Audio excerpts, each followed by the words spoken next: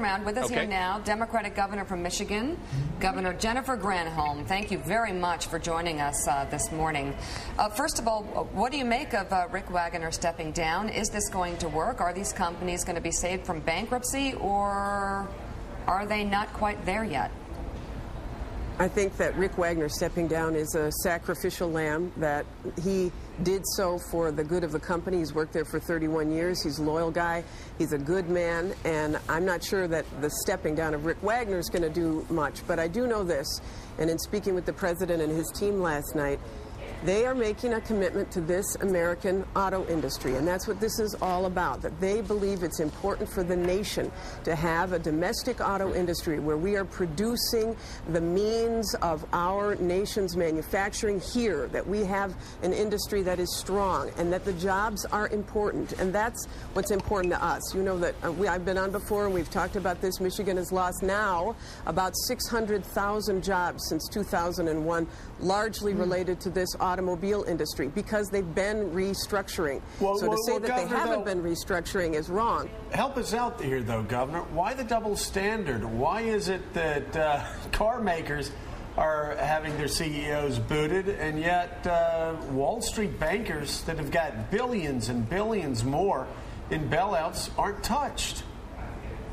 I can't justify that. I can tell you, what I can tell you is that there is a perception here that there's been a double standard with respect to the way manufacturing companies are treated and the way Wall Street is treated. I know that Fannie and Freddie have new CEOs, that Citibank has a new CEO, obviously AIG does as well.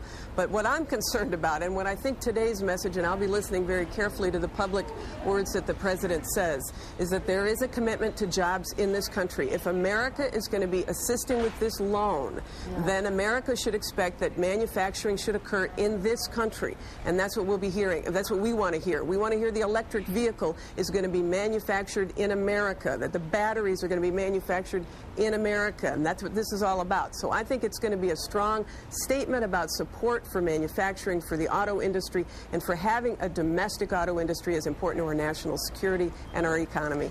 Governor, I know you're closely involved with not only the companies, but the administrations trying to figure this out. Why are these companies not quite there yet, to use the president's words? What have they not done?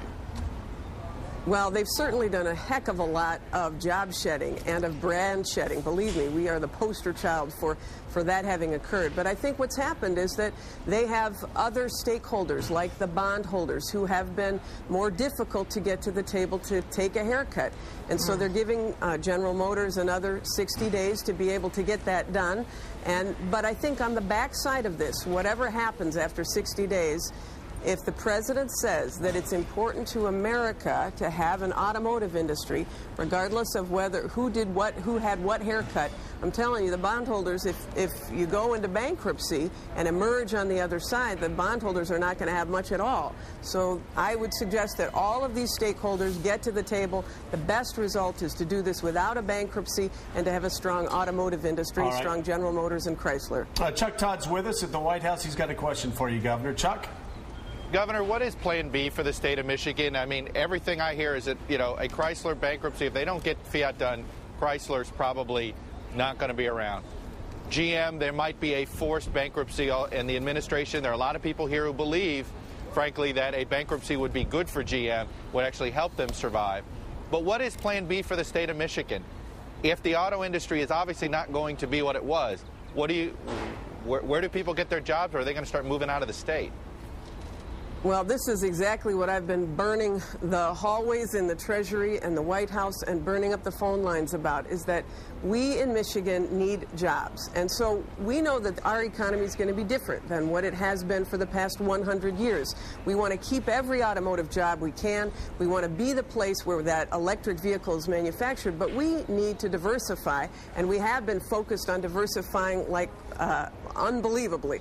In fact, the renewable energy sector, the alternative energy sector, the battery incentives that we put on the table, filmmaking, you just saw advertising on MSNBC for our tourism industry, because no state has the shoreline and the wonderful natural resources that we have.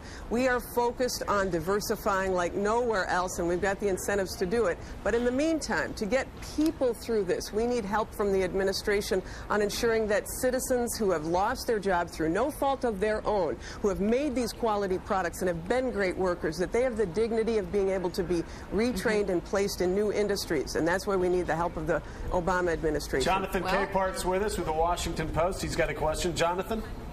Hi, Governor. Jonathan in Washington. I wanted to ask you, do you think the president is taking on too much, trying to take on healthcare and energy and education and the myriad other things on his agenda? Or do you think he should stay singularly focused on righting the economy, of course, which includes the auto industry? Which should he do? Well, I can tell you, I mean, the auto industry is inextricably bound with the healthcare industry, for example. I mean, it's said that General Motors is really a healthcare company that just builds cars to afford it. So we need to have a resolution on healthcare in order for our American businesses, not just the automotive industry, but for American businesses to be successful and competitive in a global economy. I think that is part of the economy. I think creating a new energy sector is part of the economy, and allowing people who've had the rug pulled out from under them to transition to that sector is important, and we want to be at the forefront of that. So I think it is important to hit this on all fronts, and I think that they are doing that. All right, Governor, final question, and it's going to be difficult. We'd ask Chuck Todd this question, but Chuck could get it wrong. Yeah. Who's going to win the NCAA tournament? You're asking Chuck, or are you asking me? I'm asking you. That's a layup for you, Governor. MSU all the way, baby. All right. Final four in Detroit. There you go. And we look forward to being in Detroit soon. Yeah. Governor Jennifer Granholm. Thank you, Governor. Thank you very